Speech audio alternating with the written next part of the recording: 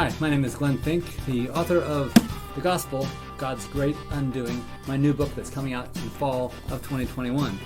Last time I talked to you on this channel about quantifying the invisible and even immaterial things using science. And this time I want to talk to you about a science of the spirit. Natural science deals with natural things and uses naturalistic tools and assumptions to make science work. It's like that shovel there, you use it for natural things. But the same kind of shovel, reasoning and experience, can help us understand the realm of the spirit. So when I'm talking about the realm of the spirit, I'm not going to really be talking to you about how I can measure it and how I can put it in a microscope and weigh it or see how long it is. You can't do that with the spirit. We require different kinds of tools to understand the realm of the spirit. But I am going to try to describe the realm of the spirit a little bit, because the goal of all science is prediction, to understand what will happen if I do this, that, or the other thing. So I want to make predictions, be able to make predictions about how the spiritual world will react to different actions that we take. So in the Bible, which is my source of information, my source of data for this science of the spirit, the Bible uses a Hebrew word called ruach to describe or to name, and we translate that spirit. And ruach also means wind and invisible force or energy.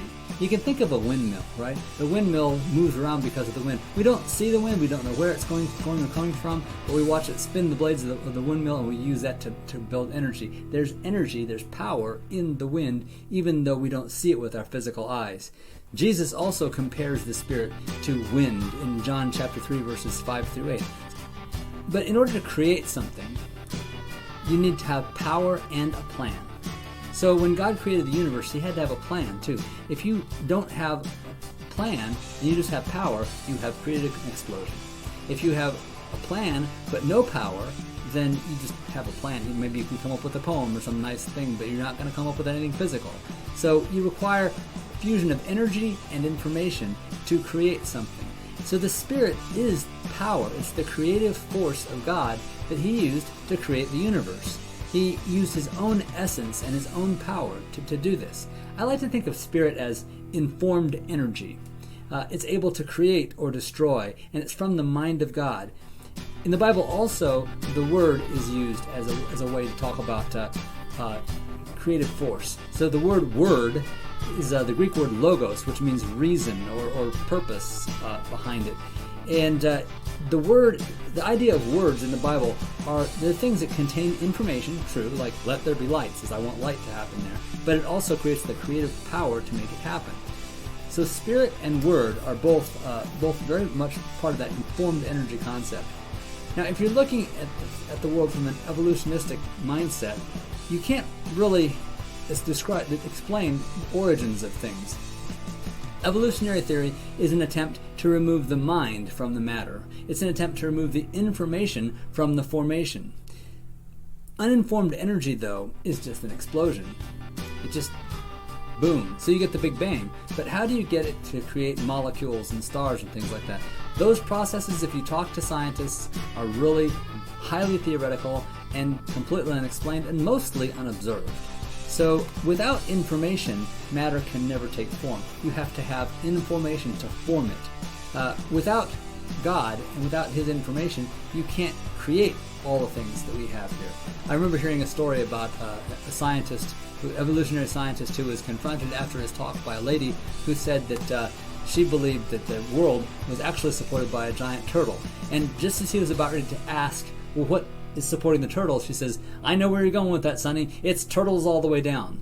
He was using that anecdote to make fun of creationists and say we just believe in turtles all the way down, that we have a universe and we have God created the universe, but we don't know who created God, so we have another God and it's turtles all the way down. But that's not what we believe at all. Christians believe in a self-existent God outside the universe who created the physical universe. And we now know, and science has shown us, that the universe did have a beginning. It's called the Big Bang.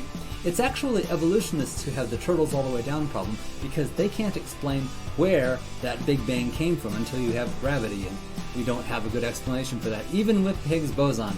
So they have to come up with the idea of a Big Bang followed by a big crunch, followed by a Big Bang, followed by a big crunch, and that goes on and on forever, and you end up with the universe being the self-existent thing.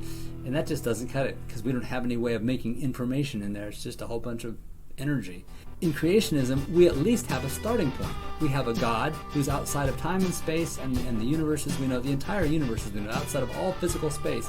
And he, who is self-existent and never had a beginning, creates the thing that did have a beginning, our universe. So, while the Bible is not a science book, I want you to see that it does follow the rules of rational discourse. And science can be done on the data that's found in the Bible. I believe there is a science of the Spirit, and we're learning all the time what the rules of this exciting new realm are.